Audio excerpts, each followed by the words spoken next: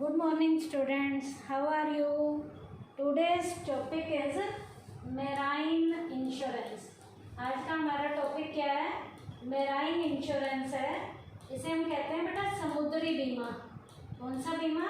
समुद्री बीमा। ये मेराइन इंश्योरेंस है क्या बेटा?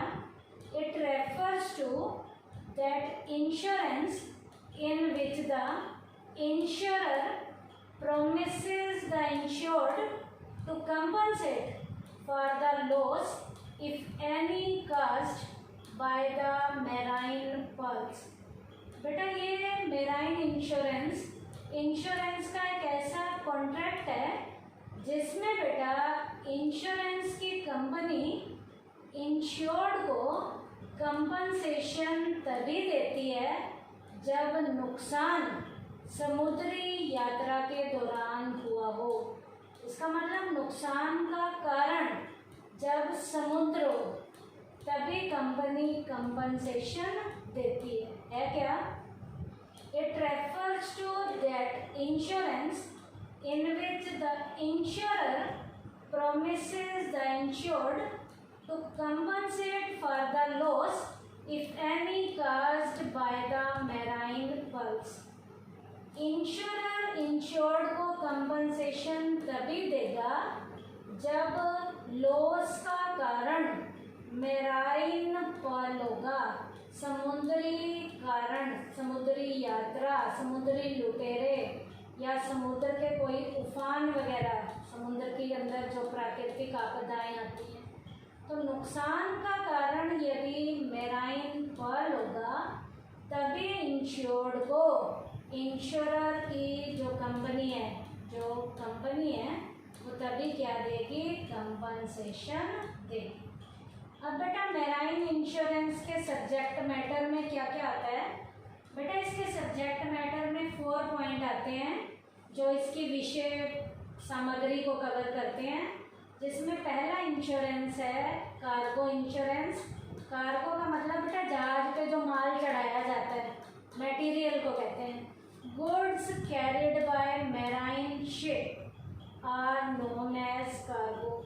जहाज पे जो माल चढ़ाया जाता है उसे बेटा कार्गो का नाम देते हैं।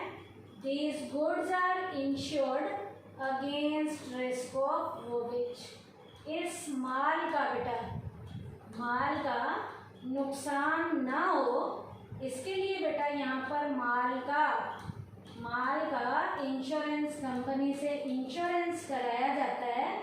Risk arising out of voyage include war, fire, theft of goods by enemy etcetera. बेटा आग लग जाए, कोई युद्ध छिड़ जाए, जहाज के ऊपर माल को कोई चोरी कर ले या बेटा शत्रु हमला कर दे, marine insurance can be taken by adding some profit to the goods. यहाँ पर गुड्स के ऊपर कुछ प्रॉफिट का हिस्सा भी ऐड किया जाता है। In case of damage the insurance company compensate for both the cost and profit added to the cost of goods. यहाँ पर बेटा कार्गो के इंश्योरेंस में जो कंपनसेशन दिया जाता है, गुड्स के ऊपर कुछ प्रॉफिट का हिस्सा भी ऐड कर दिया जाता है और इस तरीके से कंपनसेशन दिया जाता है। तो सब्जेक्ट मैटर में पहला इंश्योरेंस कौन सा है? Cargo insurance. कार्गो का क्या मतलब है? जहाज पे जो माल लेकर जाया जा रहा है उस माल का क्या कराया जाता है? इंश्योरेंस कराया जाता है। इसके बाद है सेकंड हल इंश्योरेंस। हल का मतलब है बेटा जहाज को, शिप को हल कहते हैं। Ship is also insured like the goods against the risk arising out of marine वोवेज।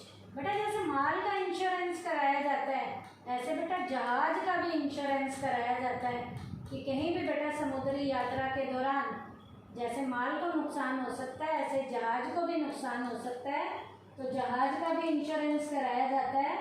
जहाज के इंश्योरेंस को क्या कहते हैं? Hull insurance. This is known as insurance of ship और hull. Hull insurance is taken for a fixed period or for a specific voyage. एक specific वोवेज का एक फिक्स टाइम पीरियड के लिए जहाज का क्या कराया जाता है? इंश्योरेंस कराया जाता है। उसके बाद है बेटा फ्रीएट इंश्योरेंस। फ्रीएट होता है बेटा किराए भाड़े का, जो किराया हम देते हैं उस किराए का भी इंश्योरेंस कराया जाता है। The shipping company charges some freight for carrying the cargo. माल को जहाज के ऊपर ले जाने का, लादने का शिपिंग कंपनी कुछ क्या लेती है, किराया लेती है। Hence the shipping company has an interest in freight. अब बेटा शिपिंग कंपनी का इस फ्रेट में, इस किराए भाड़े में इंटरेस्ट होता है, तो यहाँ पर किराए भाड़े का भी इंश्योरेंस किया जाता है। Very often there is an agreement between the shipping company and the owner of the goods that freight will be paid when the goods reach their destination safely। यहाँ बेटा शिपिंग कंपनी का और बेटा माल का जो मालिक है उनके बीच में एक एग्रीमेंट होता है कि माल सही सलामत जहाँ हमने पहुँचाना है, यदि वहाँ पहुँच जाएगा तभी किराया भाड़ा दिया जाएगा। If goods get damaged in transit, then the shipping company may not get freight as per their agreement with the owner of the goods। अब बेटा माल को कहीं नुकसान हो जाता है और माल अपने प्रॉपर प्लेस पे नहीं पहुंचता, तो माल का जो मालिक है वो शिपिंग कंपनी को एग्रीमेंट के अकॉर्डिंग किराया भाड़ा नहीं देता। अब जब उसको किराया भाड़ा नहीं मिलेगा तो यहाँ पर उस बेचारे को लॉस हो जाएगा। To avoid loss arising out of such a situation, cargo company get the freight insured. अब बेटा इस नुकसान से अपने आप को बचाने के लिए कार्गो की जो कंपनी है वो किराए भाड़े का भी क्या करवा लेती है, इंश्योरेंस करवा लेती है।